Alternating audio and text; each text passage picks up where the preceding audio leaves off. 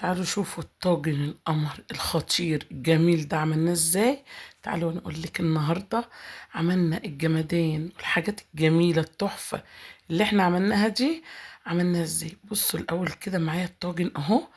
بصوا تحفه، تحفه يا جماعه، حاجه كده تفتح النفس. بصوا جميل خطير، شكله وطعمه مش قادره اقول لك ايه اللي انت حاطاه في القاع الطاجن ده يا ام احمد. تعالي وانا اقول لك النهارده ايه اللي انا حطاه في قاع الطاجن دوت. اللهم صل وسلم وبارك عليك يا حبيبي يا رسول الله. ازيكم يا احسن متابعين في الدنيا، عاملين ايه؟ الاول انا معايا طبق كده من الاجنحه او حبه كده من الاجنحه، انا كنت شايلاها وركناها في الفريزر وطلعتها.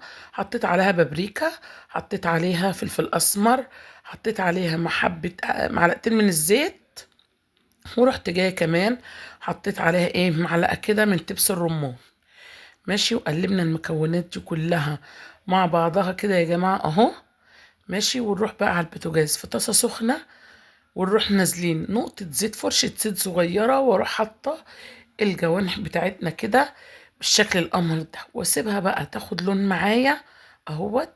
اهم حاجه تكون الطاسه سخنه، سخنه قوي، والزيت اللي فيها كمان سخن.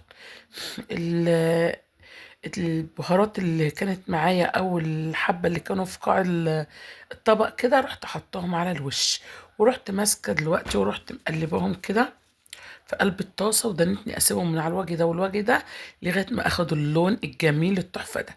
معايا ورق عنب من اللي انا كنت مفرزاه معاكم، بطلعه كده وحبه ميه سخنه واروح حاطه فيها، ونعمل خلطه المحشي الجميله ديت اهوت. اسهل من كده مفيش. وبجيب الطاجن بتاعي واروح حاطه فيه شرايح من الليمون وشرايح من البصل، واروح جايه ايه حطاه كده يا جماعه اهو، شايفين؟ واروح ماسكه بقى الاجنحه بتاعتي واروح رصاها في قاع الطاجن كده من تحت، واروح ماسكه بقى ورق العنب بتاعنا، واروح جايبه الطاجن التاني برضو واروح رصاه بنفس الطريقه، واروح ماسكه الطاجن بتاعي واروح ماسكه ورق العنب نحشيه ونروح رصينه في قلب الطاجن بالشكل الجميل دوت اهو.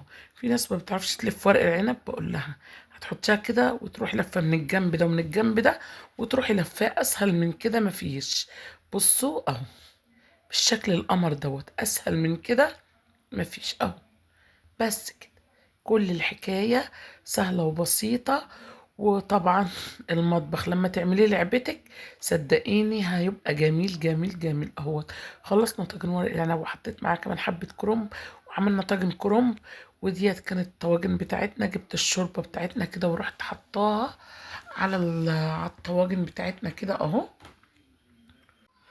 بعد ما سقيناهم بقى نحطهم على النار ونسويهم ونطلعهم بالجمال والقمر والحاجات الجميلة بتاعتنا.